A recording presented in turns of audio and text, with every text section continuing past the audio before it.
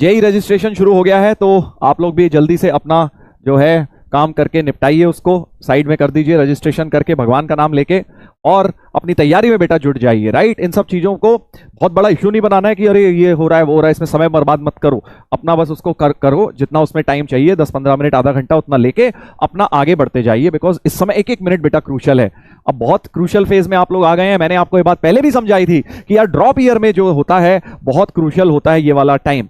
अभी तक आप लोग जिस स्पीड से चलते आ रहे हैं, बहुत सारी चीजें करी, बहुत सारी चीजें छूटी, कई बार नंबर नहीं आ रहे, प्रॉब्लम नहीं हो रही, प्रैक्टिस नहीं हो रही, रिवीजन नहीं हो रहा, बट अब लास्ट के 3 महीने में अब आपका जो है सारी चीजें धीरे धीरे सेंस बनाने लगेंगी। तो इसीलिए ये बहुत इंपॉर्टेंट टाइम है बेटा, इस समय अपना 200% देना है, तुम लोगों ने प्रॉमिस किया है। मैं खुद आपको अपने एक्सपीरियंस से बता सकता हूं ये जो टाइम है, जो विंटर्स आ रही हैं, ये आपकी लाइफ की one of the most important winters होंगी। अगर आप इसमें डेफिनेटली हार्डवर्क करेंगे, डबल अपनी मेहनत करेंगे, तो इसका जो आपको बेनिफिट है ना वो पूरी लाइफ मिलेगा बेटा। आपको डेफिनेटली इसके ऊपर ध्यान देना चाहिए। 3 महीने कुछ भी नहीं होते हैं। अगर आप ओवरऑल स्कीम ऑफ थिंग्स में देखें, इतनी बड़ी लाइफ होती है, उसमें अगर मैं आपसे कह रहा हूं 3 महीने यार दिन रात एक करके मेहनत कर लो, तो आप लोग कर सकते हैं बेटा। आप सब में कैपेबिलिटी है, एक ना एक दिन तो करना ही है मेहनत, तो क्यों ना आज से शुरू करें। राइट, सब लोग बेटा प्रॉमिस आप लोग कर चुके हैं मुझसे, अब आप लोगों को बस इसको इंप्लीमेंट करना है अगले 3 महीने तक लगातार। Sir DPP and homework board done, क्या बात है, बहुत बढ़िया, अच्छी बात है, शाबाश। कैलकुलेटर अलाउड है, अच्छा कैलकुलेटर अलाउ कर दिया, ये नहीं पता था मुझे यार, मैंने देखा नहीं। अच्छा ये तो बड़ी न्यूज है यार, this is a big news, सही में कैलकुलेटर अलाउ कर दिया। चलो वैसे तो जो हाल कर रखा है इन्होंने आजकल, कैलकुलेशन जिस लेवल पे दे रहे हैं उस हिसाब से तो कैलकुलेटर अलाउ होना ही चाहिए, बिल्कुल ठीक मूव है मेरे हिसाब से। देखो हम लोगों ने जब जेई दिया था ना, तो एक ही पेपर होता था, साल भर लगाते थे वो एक पेपर बनाने में, तो प्रॉपर कैलकुलेशंस ऐसी नहीं देते थे, हैवी कैलकुलेशन आ रही है आजकल तो तुम देखो अजीबोगरीब सी कैलकुलेशन घुसा देते हैं, तो बच्चों को प्रॉब्लम तो उसमें होती है। तो मेरे हिसाब से अच्छा मूव है और इसका बेनिफिट आप सभी को मिलेगा। बट अगेन मैं तो सिंपल सी ये बात समझता हूं कि जो चीज बेनिफिट सभी को है तो वो कैसा बेनिफिट, या जो नुकसान भी सभी को है तो वो कैसा नुकसान। तो it is basically a relative game. अगर सबको कैलकुलेटर अलाउड है या सभी को नहीं अलाउड है, तो it doesn't make a lot of difference. वो आपको लग रहा है कि बहुत बड़ी न्यूज हो गई है, बट एक्चुअली उसको अगर आप बिगर स्कीम ऑफ थिंग्स में देखें, फर्क ही नहीं पड़ता ना, क्योंकि सभी के लिए है, सभी के लिए है।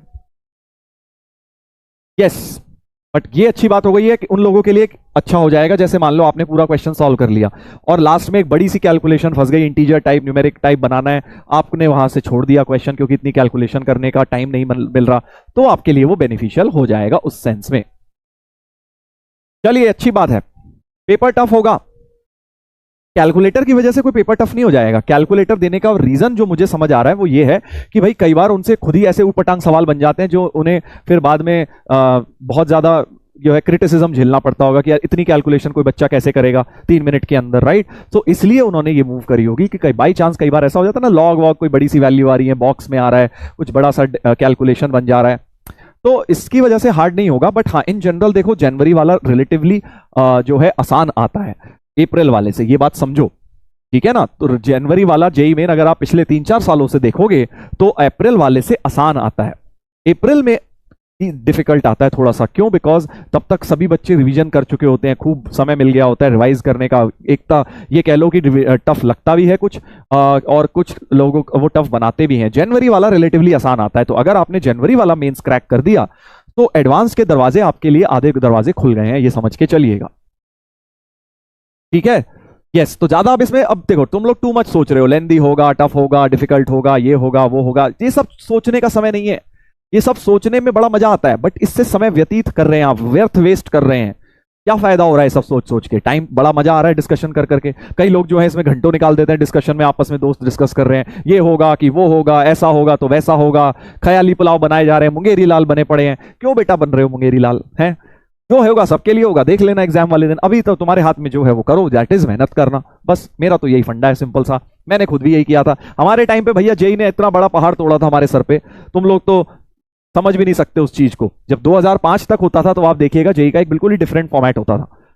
एक पहले स्क्रीनिंग एग्जाम होता था ऑब्जेक्टिव अभी की तरह, और फिर एक सब्जेक्टिव वर्जन, इसको मेंस कहते थे, उल्टे नाम होते थे। अभी मेंस और एडवांस्ड होते हैं, पहले स्क्रीनिंग और मेंस होते थे।